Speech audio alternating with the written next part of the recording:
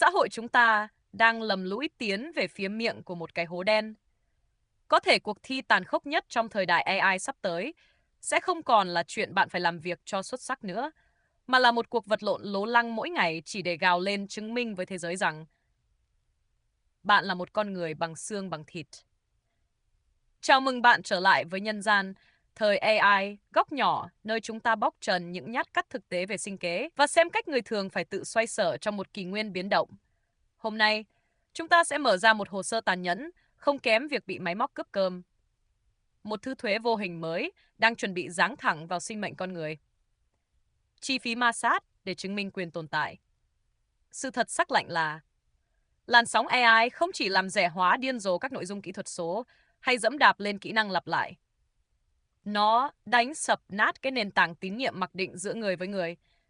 Khi mọi email, mọi hồ sơ, khuôn mặt hay giọng đọc trên màn hình đều có thể dàn dựng bởi máy móc, phản xạ tất yếu của xã hội là dựng đứng lên những trạm kiểm soát gắt gao. Giữa đại dương hỗn loạn đó, người bình thường như bạn và tôi sẽ là kẻ cầm tờ hóa đơn thanh toán. Tờ hóa đơn tính bằng thời gian, quyền riêng tư, kiên nhẫn và đôi khi là chút bẽ bàng của lòng tự trọng. Ký ức ngày xưa mới như hôm qua thôi. Khi bạn đánh máy check email xin việc, điểm chạm đầu tiên khi bên kia mở ra chính là sự mặc định tôn trọng.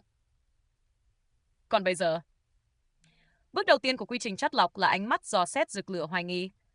Chỉ cần văn phong của bạn hơi uốn lượn chỉn chu, hệ thống máy quét nhân sự sẽ chém cờ đỏ gạch chéo hồ sơ vì phán nó nhào nặn từ ChatGPT. Mặc kệ bạn thức trắng đêm viết tâm thư. Cỗ máy lạnh lùng quăng thẳng bạn ra khỏi dây chuyền cơ hội. Cái cảm giác tức nghẹn khi bạn làm ra một món đồ bằng mồ hôi và óc sáng tạo thuần người thật, nhưng hệ thống lại nhổ toẹt phán xét nó là hàng robot. Là cảm giác nay mai thôi, mọi ngành nghề đều phải cắn răng nếm trải. Bởi vì chẳng ai biết thứ giấu mặt sau avatar kia là người hay lính đánh thuê của lệnh spam, nên hàng loạt cơ chế Proof of Personhood, bằng chứng nhân phẩm, sẽ nổi lên như nấm độc cày xới dữ liệu của bạn. Vì những vụ sập niềm tin đó, bạn sẽ phải lết đi thi lại tư cách làm người. Không đùa đâu. Để đăng dòng quảng cáo, tham gia cộng đồng hay bảo vệ chén cơm trên mạng, hệ thống chẳng còn từ tốn đòi mật khẩu nữa. Nó bắt quét mống mắt sinh trắc học, quét từng rãnh vân tay, bật camera quay khuôn mặt trực tiếp ngay lúc thao tác. Thay vì được tự do lướt và cống hiến, bạn bị cưỡng ép phải chứng minh độ thuần chủng sinh học. Đừng lầm tưởng đây là đổi mới bảo mật. Đây rành là một loại thuế ma sát xã hội. Friction tax. Giới chủ tầng trên và các sàn thương mại thì tâng bốc nó, nhởn nhơ cắt giảm ngân sách. Chỉ có dân công sở, thợ dịch vụ, người bán hàng online phải cắn răng nôn ra quyền riêng tư thân xác mình chỉ để giành lấy chiếc tích xanh mưu sinh qua ngày. Chiếc giấy phép mộc đỏ, biết dớm máu, không phải AI, sẽ mau chóng thành căn cước công dân thời đại mới mà ai cũng phải vật lộn đeo lên mí mắt. Không có nó, bạn bị khóa kênh, đóng băng tiếng nói, vứt ra rìa như mã cốt lỗi.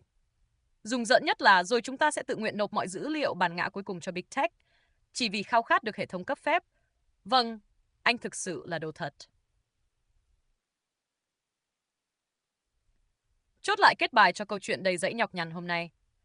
Trong thời đại hoàng kim mà máy móc làm vua, việc tự bảo vệ lấy sinh kế bản thân nhiều khi không còn nằm ở việc bạn là một người thợ điệu nghệ tới mức nào.